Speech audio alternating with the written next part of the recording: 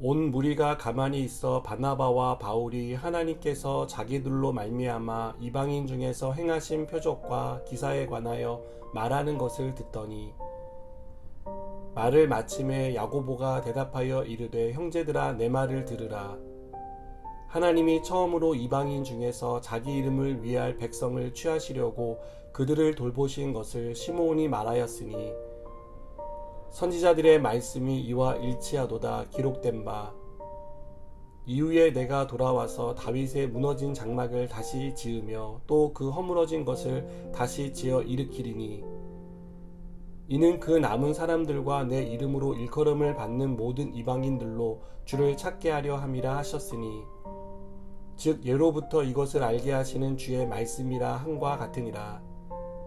그러므로 내 의견에는 이방인 중에서 하나님께로 돌아오는 자들을 괴롭게 하지 말고, 다만 우상의 더러운 것과 음행과 목매어 죽인 것과 피를 멀리하라고 편지하는 것이 옳으니, 이는 예로부터 각 성에서 모세를 전하는 자가 있어 안식일마다 회당에서 그 글을 읽음이라 하더라.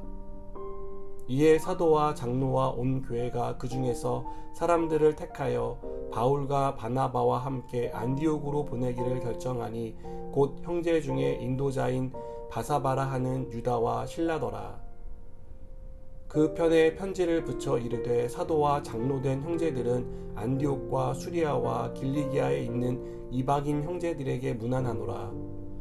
들은즉 우리 가운데서 어떤 사람들이 우리의 지시도 없이 나가서 말로 너희를 괴롭게 하고 마음을 혼란하게 한다 하기로, 사람을 택하여 우리 주 예수 그리스도의 이름을 위하여 생명을 아끼지 아니하는 자인 우리가 사랑하는 바나바와 바울과 함께 너희에게 보내기를 만장일치로 결정하였노라.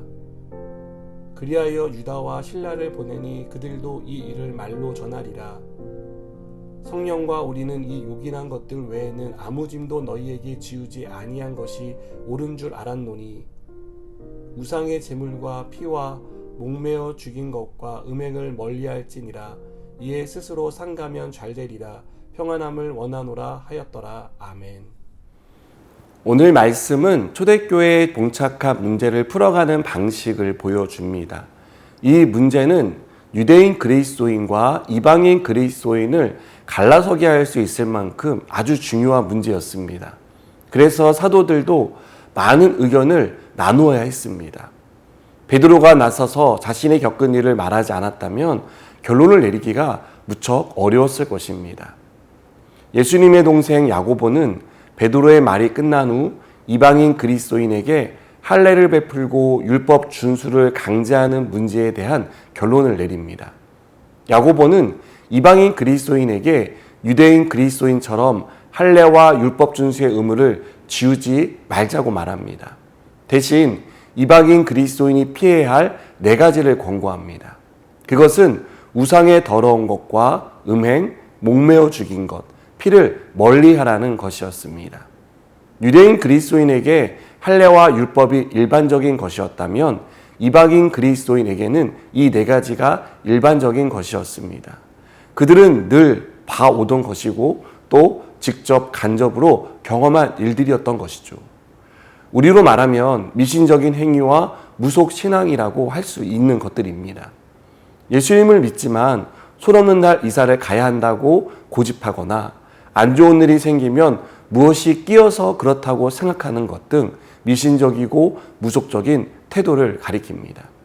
또 예수님을 믿지만 새해만 되면 점을 보러 가거나 오늘의 운세에 매어서 행동을 극단적으로 조정하는 그런 사람들의 모습이 바로 이와 같다라고 말할 수 있습니다. 야고보는 이방인 그리스도인에게 이런 것들을 피하라고 말합니다. 이것은 자신이 믿어온 과거의 삶으로 회귀하는 것이고 믿음의 삶에서 동떨어진 행동이었기 때문입니다. 사도들은 이 같은 사항을 바울과 바나바와 함께 히브리파 유대인 유다와 헬라파 유대인 실라를 함께 보내 여러 교회에 설명하게 합니다.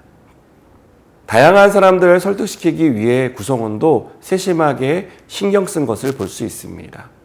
이렇게 사도들이 내린 지혜로운 결정은 혼란을 겪는 교회들을 안정시키는 데 큰 역할을 했습니다. 여러분, 교회 안에는 다양한 목소리가 있습니다. 어떤 사람은 전통을 지키는 것이 중요하다라고 말합니다. 어떤 사람은 전통을 지키는 것도 중요하지만 개혁하는 것이 더 중요하다고 말합니다. 이렇게 자기가 생각하는 게 맞다고 주장하면 둘 사이에 팽팽한 긴장이 형성되고 교회는 어려움에 빠지게 됩니다. 누구의 손을 들어주든 반대쪽은 불편해하거나 교회를 떠날 수도 있기 때문입니다. 그래서 오늘 사도들이 내린 지혜로운 결정이 필요합니다. 누구의 말이 더 맞느냐가 논쟁의 핵심이 아니죠. 과연 성경은, 하나님은 무엇을 말씀하시느냐가 문제의 핵심이 되어야 합니다. 하나님이 말씀하신 게 아니라면 그것은 전통이라고 할 수 없습니다. 하나님이 원하시는 방향이 아니라면 아무리 좋은 개혁이라고 하더라도 그것은 성경적인 것이 될 수 없습니다. 사도들은 무엇이 더 좋으냐, 무엇이 더 나은 선택이냐를 놓고 고심하지 않았습니다.